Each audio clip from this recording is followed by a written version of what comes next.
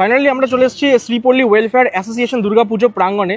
আর এই বছরে তাদের থিমের নাম কিন্তু নবীকরণ। আর এখানে কিন্তু সম্পূর্ণ থিম নোটটা দেওয়া আছে, তোমরা চাইলে অবশ্যই এটা পড়ে নিতে পারো পজ করে। শিল্পী কিন্তু তন্ময় হাজরা। আর একটা কথা বলে দিই, এই হচ্ছে শ্রীপল্লীর পুজো মণ্ডপ। আর এই রাস্তা দিয়ে তোমরা যদি জাস্ট 5-6 মিনিট হেঁটে যাও তাহলে কিন্তু শ্রীভূমির এক্সিটটা পাবে। মানে বুঝতেই পারছো, শ্রীভূমি থেকে বেরোলেই তোমরা কিন্তু এই শ্রীপল্লী অ্যাসোসিয়েশন দুর্গাপুজোর তোমরা কিন্তু ডেফিনেটলি আসতে পারো। খুব ভালো একটা কিন্তু প্যান্ডেল হয়েছে। এটা হচ্ছে তোমাদের পুজো মণ্ডপের ফ্রন্ট সাইডটা, মানে তোমার এন্ট্রি পয়েন্টটা। আর এন্ট্রি পয়েন্টে আমি দেখতে পাচ্ছি এখানে সাইকেলের বেশ কিছু যে রিংগুলো আছে সেগুলো দিয়ে কিন্তু এই মণ্ডপ সজ্জাটা সামনের দিকটা কিন্তু করা হয়েছে। আর এই সামনের দিকটা একটা গাড়ি রাখা হয়েছে, মানে এগুলো করে কিন্তু অ্যাকচুয়ালি পেপার ওই বিলি হয়, আই থিঙ্ক, আমি যদি খুব ভুল না করি। সেখানে কিন্তু এই নবীকরণ কথাটা কিন্তু মানে থিমের নামটা কিন্তু লেখা আছে। তো চলো মণ্ডপের ভেতরে প্রবেশ করা যাক। প্রবেশ করে এই যে প্রথম পোর্শনটা, প্রথম লেয়ারটা, সেখানে আমরা দেখতে পাচ্ছি একটা স্টেশন বা এখানে ট্রেন দাঁড়িয়ে আছে। এখানে কিন্তু একটি মানুষ পেপার, ওই হয় না পেপার আসে সেটাকে মানে বিভিন্ন রকমভাবে ডিস্ট্রিবিউট করে, সেরকম একটা মানুষ আমি দেখতে পাচ্ছি হাতে করে পেপার নিয়ে দাঁড়িয়ে আছে। আর এই জায়গাটায় আমি দেখি তাহলে কিন্তু একজন খবরের কাগজ যিনি বিলি করেন তিনি কিন্তু সাইকেল নিয়ে এখানটায় দাঁড়িয়ে আছেন। এবং এখানে শ্রীপল্লী বলে লেখা আছে, মানে ক্লাবের নামটাই কিন্তু এই জায়গাটা লেখা আছে। তো ব্যাপারটা কিন্তু দেখতে বেশ সুন্দর লাগছে, সুন্দর করে ডেকোরেশন করেছে। আর তারপরে লেয়ারটায় আমি যদি ঢুকি তাহলে দেখতে পাবো এখানে একটা আয়রন শিট কাজ করেছে। আর এখানেও কিন্তু এটা আয়রন স্ট্রাকচার দিয়ে সাইকেল বানিয়েছে এবং সেখানে একটা মানুষ কিন্তু পেপার বিলি করছে, এই জায়গাটা আমরা দেখতে পাচ্ছি। আর পুরো মণ্ডপটাতে কিন্তু পেপার দিয়েই করা হয়েছে। আর এছাড়া ওই ছোটখাটো আয়রন স্ট্রাকচার বা আয়রন যে শেডগুলো আছে এগুলো কিন্তু ব্যবহার করা হয়েছে পুরো মণ্ডপটাতে। এইখানে দেখো ওই খবরের কাগজগুলোকে রোল করে ঝুলিয়ে দেওয়া হয়েছে। এই পুরো জায়গাটা দেখতে কিন্তু বেশ ইন্টারেস্টিং লাগছে। আর ওপরের দিকে ওই সাইকেল করে যে খবরের কাগজ দিতে যে সাইকেলগুলোকে ওপরে ঝুলিয়ে দেওয়া হয়েছে। তো ব্যাপারটা কিন্তু বেশ ইন্টারেস্টিং।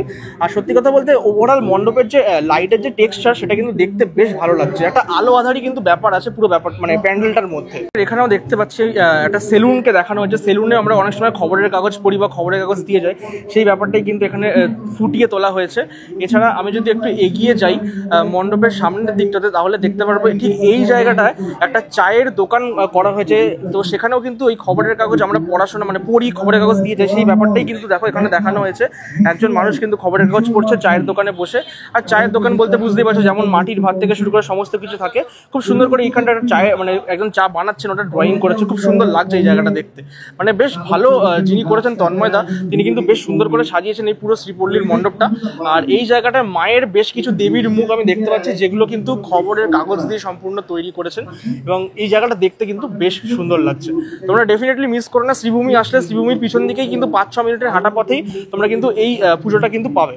আর হ্যাঁ, এইদিকেও যদি তোমরা দেখো পুরোটাই কিন্তু এই খবরের কাগজ রোল করে করে এই ব্যাপারগুলোকে কিন্তু করা হয়েছে। আর উপরের দিকেও কিন্তু খবরের কাগজে মানে ঠোঙা বানিয়ে উপরে কিন্তু এই জায়গাগুলোকে ডেকোরেশন করে।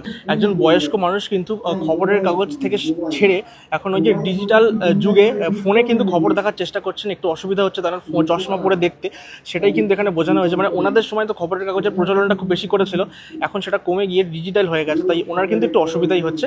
এই জায়গাটা কিন্তু সেটাই বোঝানো হচ্ছে বলে আমার মনে হলো। আর বাকি ওভারঅল যদি প্যান্ডেলটা দেখো তাহলে কিন্তু এই জায়গাটা আমি দেখতে পাচ্ছি খবরের কাগজকে বেশ কিছু একটা স্তূপ মতো বানিয়ে উপরে একটা জায়গা কিন্তু করা হয়েছে ডেকোরেশনটা। এই জায়গাটা কিন্তু বেশ ভালো লাগছে দেখতে।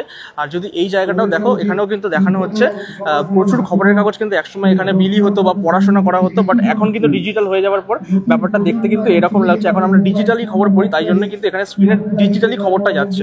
এটাকেই কিন্তু এখানে মিন করা হচ্ছে অ্যাকচুয়ালি। হচ্ছে মাতৃ প্রতিমা শ্রীপল্লী ওয়েলফেয়ার অ্যাসোসিয়েশনের প্রতিমাটা কিন্তু দেখতে প্রথমত বলবো খুব সুন্দর লাগছে। একটা মায়ের মুখের মধ্যে একটা কিন্তু ওই হয় না ট্র্যাডিশনাল যে ছাপ, সেটা কিন্তু আমি দেখতে পাচ্ছি। আর ওভারঅল মায়ের যে টেক্সচার মানে গায়ের যে রং, যে টেক্সচারটা করা হয়েছে পুরো ঠাকুরগুলোর, সেটা কিন্তু দেখতে আমার তো ব্যক্তিগতভাবে খুব ভালো লেগেছে। তোমরা অবশ্যই এই ঠাকুরটা কিন্তু বা এই প্যান্ডেলটা কিন্তু মিস করো না। এই বছর পুজোয় তোমাদের সত্যি বলছি মন ছুঁয়ে যাবে। একটা নস্টালজিক ব্যাপার আছে পুরো মণ্ডপটার মধ্যে।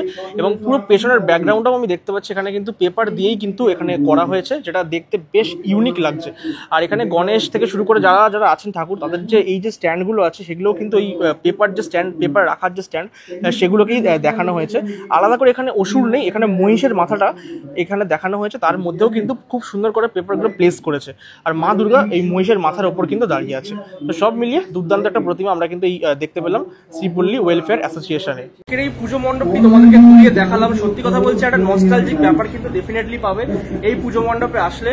আর এটা কিন্তু আবারও মেনশন করে দিচ্ছি, শ্রীভূমি স্পোর্টিং ক্লাবের যে এক্সিট পয়েন্ট সেখান থেকে যদি তোমরা হেঁটে আসো তাহলে কিন্তু মোটামুটি খুব বেশি হলেও 5 থেকে 6 মিনিট লাগবে এই পুজোতে আসতে।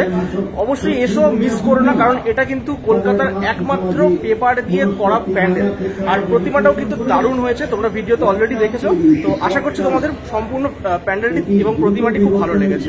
ভালো লাগলে অবশ্যই চ্যানেলটি সাবস্ক্রাইব করে দিও আর শেয়ার করো, কারণ যারা বাড়িতে বসে আছে বেরোতে পারে না তাদের জন্য কিন্তু আমাদের এই সোশ্যাল মিডিয়ার ভিডিওগুলো অনেক ইম্পর্টেন্ট, তারা দেখে অনেক সময় মজা পেতে পারে। তো ডেফিনেটলি শেয়ার করার চেষ্টা করো।